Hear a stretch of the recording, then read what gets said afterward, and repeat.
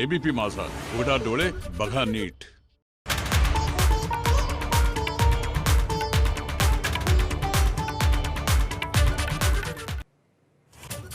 नमस्कार, मी अश्विन बापट. पैसा झाला मोठामध्ये आपल्या सगळ्यांचं मनापासून स्वागत. पैसा झाला मोठामध्ये आज आपण बोलणार आहोत मेडिक्लेम बद्दल.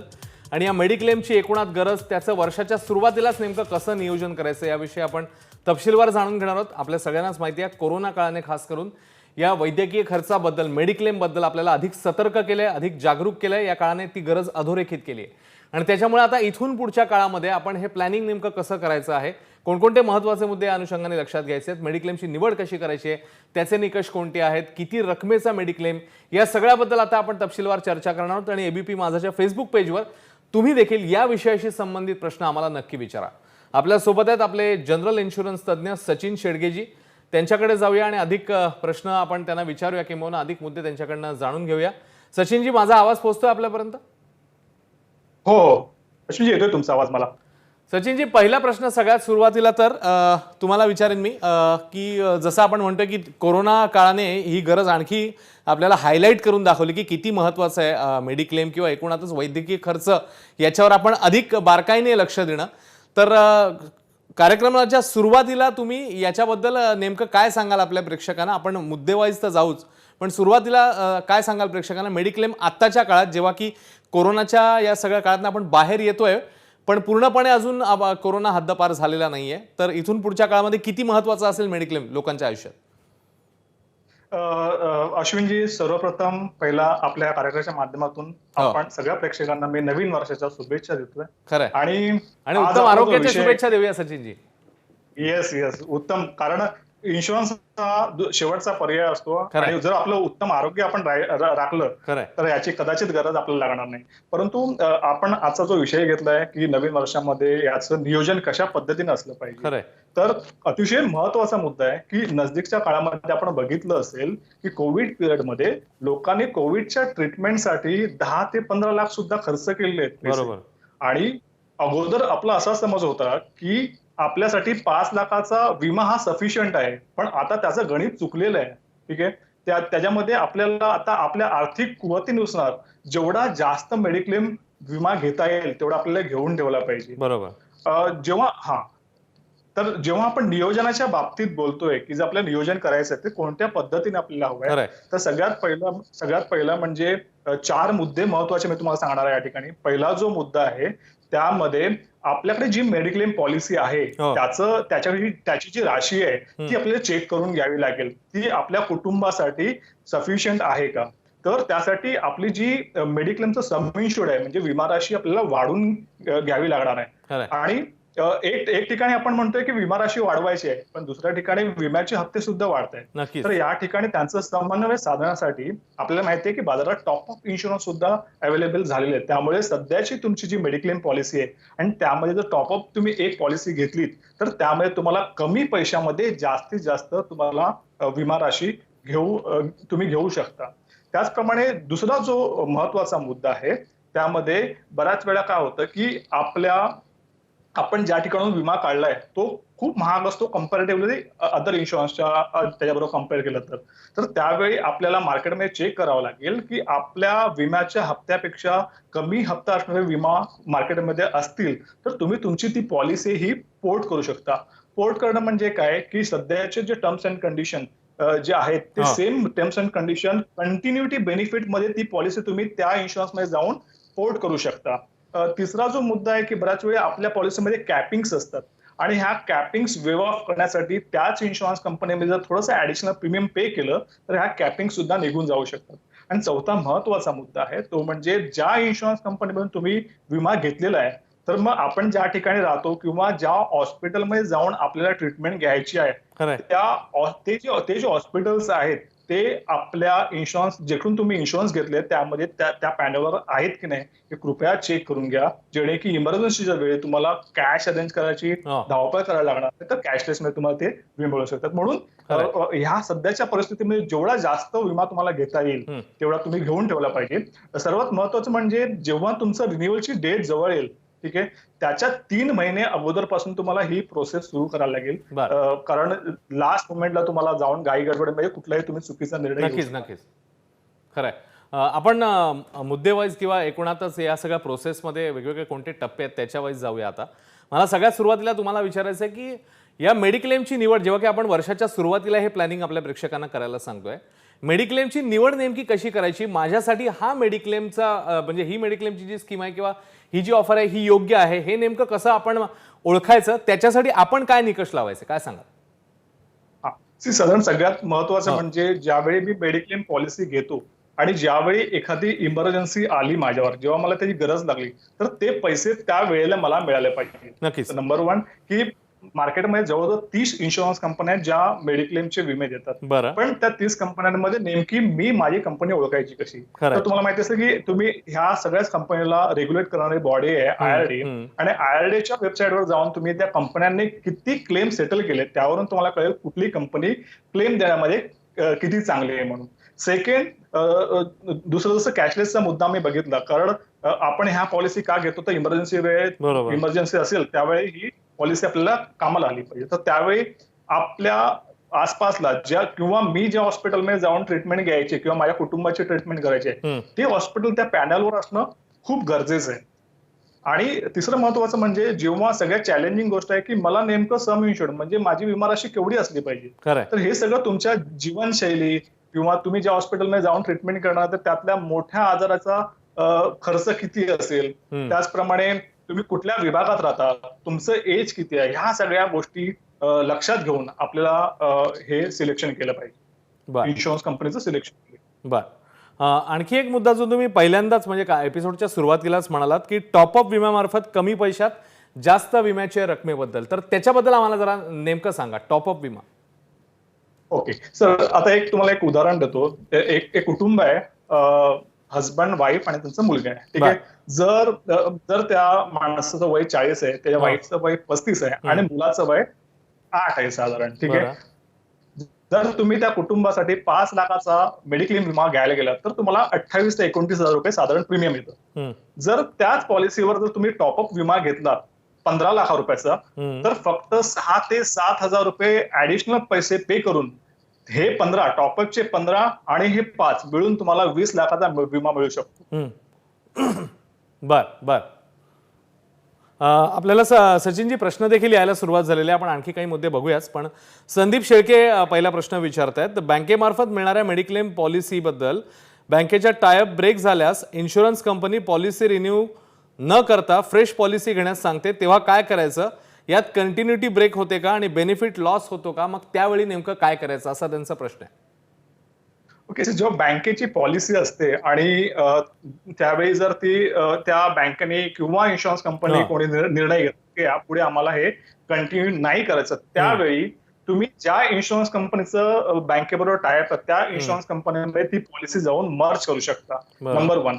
किंवा सेकंड ऑप्शन असतं की एक इन्शुरन्स कंपनी जर गेली तर बँक दुसरी इन्शुरन्स कंपनी त्यांच्या पॅनलवर आणण्याचा प्रयत्न करते. त्यामुळे तुम्ही ती पॉलिसी कंटिन्युटी बेनिफिटवर त्या नवीन इन्शुरन्स कंपन्यांमध्ये तुम्ही जाऊ शकता. पण हल्ली बऱ्याचशा इन्शुरन्स कंपन्या तुम्हाला ती पॉलिसी मर्ज करून देते. त्यांच्या ज्या नॉर्मल पॉलिसीज आहेत त्यामुळे ती मर्ज करून देतात. पण येस, त्याचं प्रीमियम थोडंसं जास्त असेल कम्पॅरेटिव्हली बँकेच्या पॉलिसीपेक्षा. बरं, आपण पुढे जाऊया. आणखी एक प्रश्न घेऊया. संजय पाटील आपल्यासोबत आहेत फेसबुकवर, आणि एबीपी माझाच्या फेसबुक पेजवर त्यांचा प्रश्न आहे की मी 10 वर्षांपूर्वी मेडिक्लेम घेतलेला होता, पण नुकताच मला मधुमेह असल्याचं निष्पन्न झालंय, तर मग आता मला काय करावं लागेल? तुम्हाला काहीच करायचं नाही, कारण 10 वर्षात तुम्ही जर मेडिक्लेम पॉलिसी 10 वर्ष अगोदर तुम्ही मेडिक्लेम पॉलिसी सुरुवात झाली तर ऍज इट इज मला जरी मधुमेहाच्या रिलेटेड कोणताही क्लेम आला तरी तो तुम्हाला मिळणार. तुम्हाला काहीच करण्याची आवश्यकता नाही, ती पॉलिसी तुम्ही कंटिन्यू करू शकता. आणि दुसरं महत्वाचं, जर तुम्हाला इन्शुरन्स कंपनी जर ती पॉलिसीची व्हॅल्यू वाढवून देत असेल तर ती प्लीज तुम्ही ती करून घेतली तर तुमच्यासाठी चांगली आहे. पण डोंट वरी, बाकी तुम्हाला काही करण्याची आवश्यकता नाही.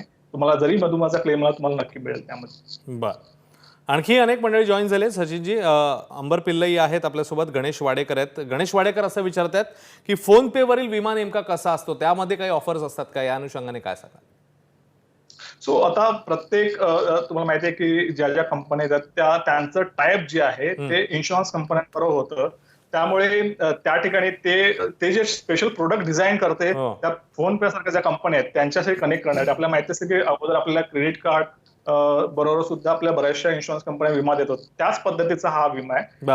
तर ते तुमच्यावरती डिपेंड आहे की तुम्हाला जर ऍडिशनल कॉस्ट तुम्ही स्पेंड करून जर तुम्हाला विमा घ्यायचा आहे तर तो तुम्ही घेऊ शकता. फक्त त्या टाइममध्ये असं आहे की जेव्हा तुम्ही सल्लागाराच्या मार्फत घेता तेव्हा तुम्हाला संपूर्ण माहिती मिळते. तर जेव्हाही अशा पद्धतीचे कोणतेही तुम्ही विमे घ्याल त्यावेळी संपूर्ण विम्याची माहिती तुम्हाला जाणून घेणं खूप आवश्यक आहे.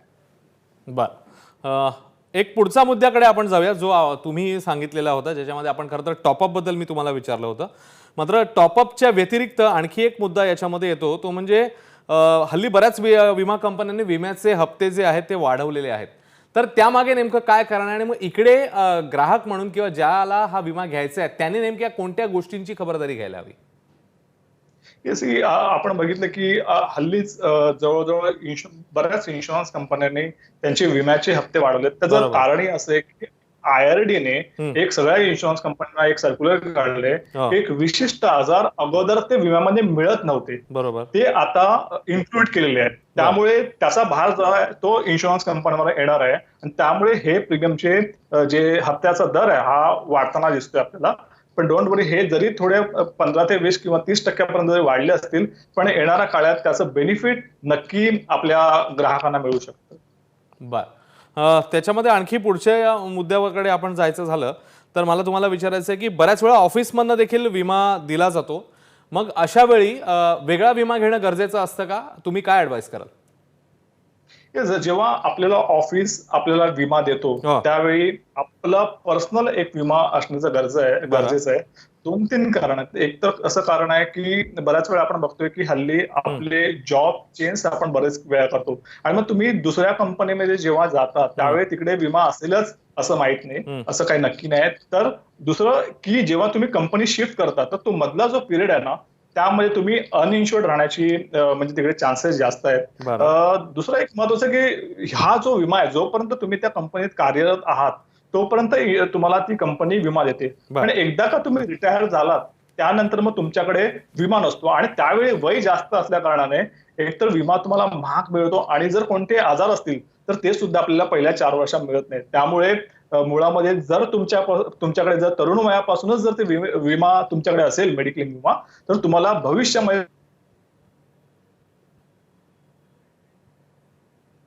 बर, सचिनजी आपल्या सोबत आहेतच आणि त्या सचिनजीची पुन्हा आपण एकदा जोडले गेलेलं. सचिनजी पूर्ण करा.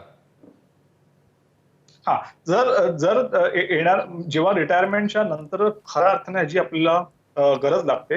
दुसरी गोष्ट म्हणजे की आपल्याला सवय लागते, कारण तुम्ही जर वयामध्ये जेव्हा विमा काढता तर तुम्हाला माहिती आहे ही रक्कम आहे आपल्याला मेडिक्लेम विम्यासाठी तुम्हाला काढली पाहिजे. तर महत्वाचे मुद्दे जे आपल्या लक्षात. बर, सचिनजी प्रश्न येत आहेत, आपण पुन्हा एकदा फेसबुक लाईव्हवर प्रश्न घेऊया. ज्येष्ठ नागरिकांसाठी स्वस्त आणि चांगली पॉलिसी कोणती? विशाल यांचा प्रश्न आहे. ओके, ज्येष्ठ नागरिकांसाठी बऱ्याचशा इन्शुरन्स कंपनीने स्पेशल पॉलिसी डिझाईन केलेल्या आहेत की ज्येष्ठ नागरिकांचं वय आणि त्यांचे आजार लक्षात घेऊन त्यावर स्पेशल पॉलिसी डिझाईन केली आहेत. पण तुम्हाला पुन्हा यासाठी थोडंसं सर्च करावं लागेल तुम्हाला मार्केटमध्ये जाऊन की कुठली इन्शुरन्स कंपनी ज्येष्ठ नागरिकांसाठी चांगली पॉलिसी. बर, इकडे एक छोटासा ब्रेक आपण घेणार आहोत आणि ब्रेक नंतर हे प्रश्न असेच तुमचे सुरू राहणार आहेत. खूप चांगला प्रतिसाद आपल्याला मिळतोय या फेसबुक लाईव्हमध्ये. तर इकडे अगदी एक छोटासा ब्रेक घेऊन आपण पुन्हा एकदा सचिनजींकडे येऊया आणि सचिनजींना याबद्दलचे प्रश्न आणि आणखी उरलेले आपले मुद्दे जे आहेत ते विचारायचे आहेत, कारण अत्यंत महत्त्वाचा हा विषय आहे. खास करून कोरोनाच्या या सगळ्या सिच्युएशनमुळे याची गरज आणखी अधोरेखित झालेली आहे. त्यामुळे आपल्याला सगळ्यांना काळजीपूर्वक नियोजन करावं लागेल मेडिक्लेमचं. एक छोटासा ब्रेक घेऊन लगेच परत येतोय. पाहत राहा पैसा झाला मोठा, ABP माझावर.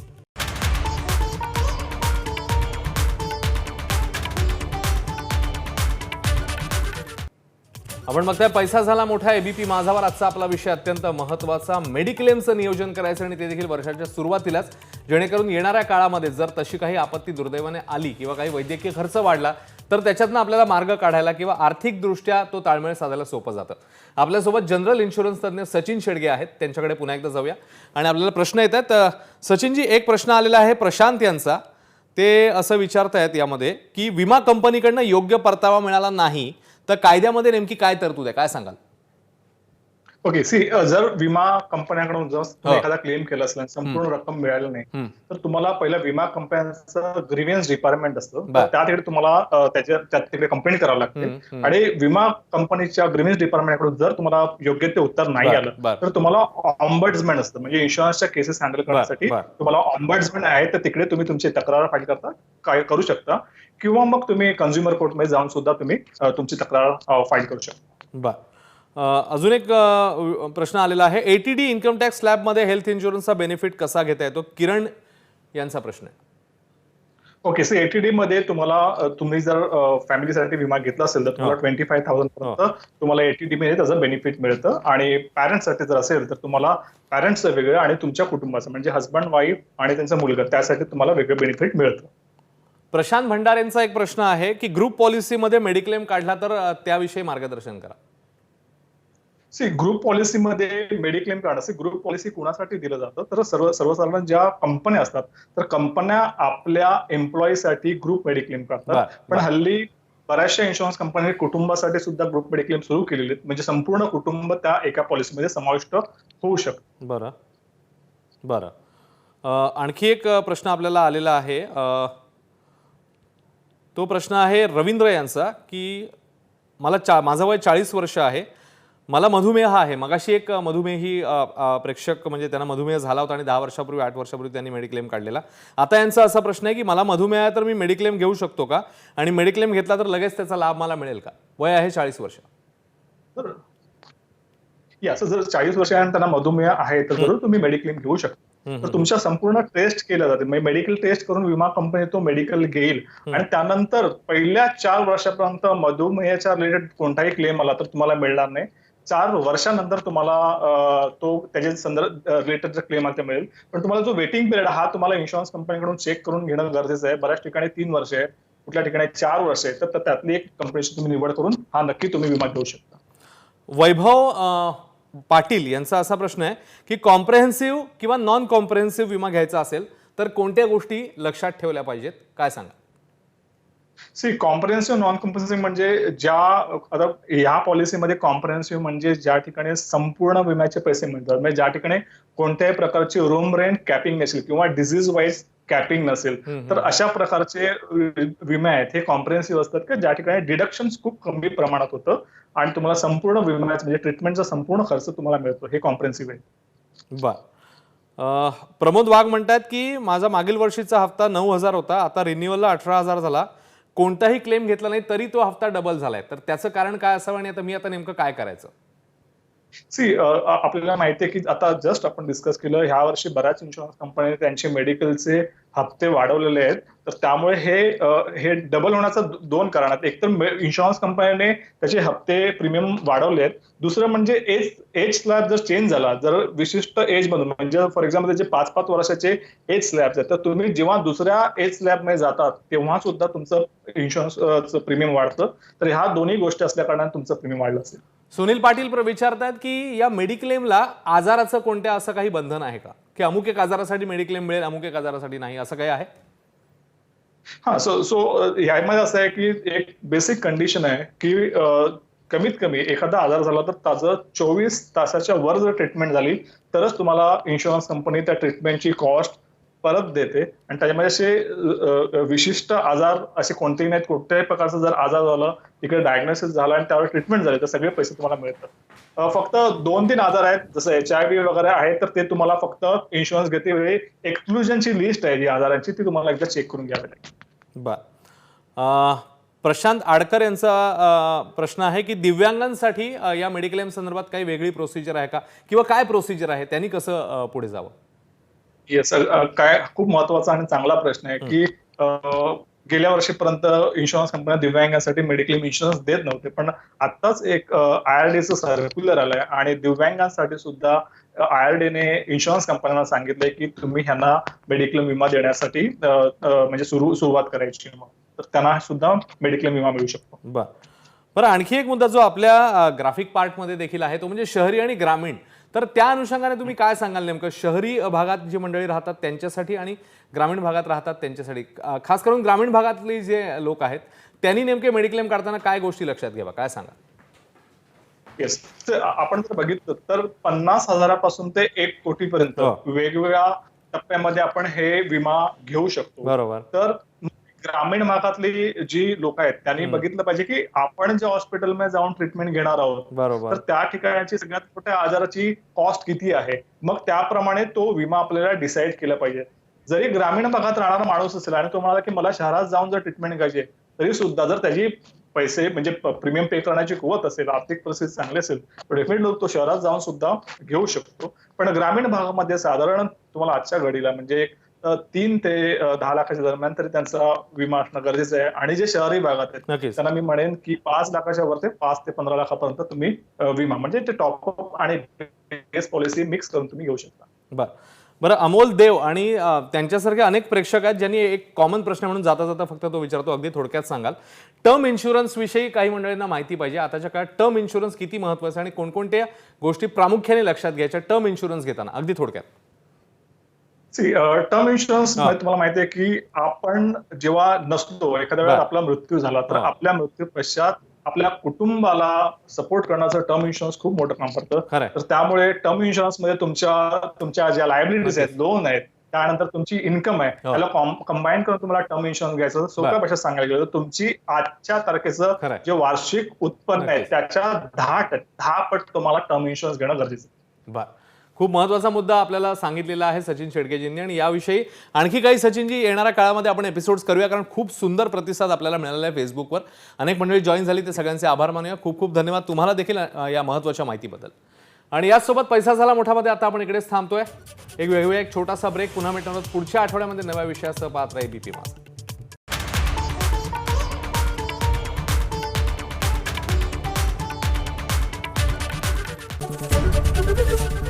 एबीपी माझा, उघडा डोळे बघा नीट.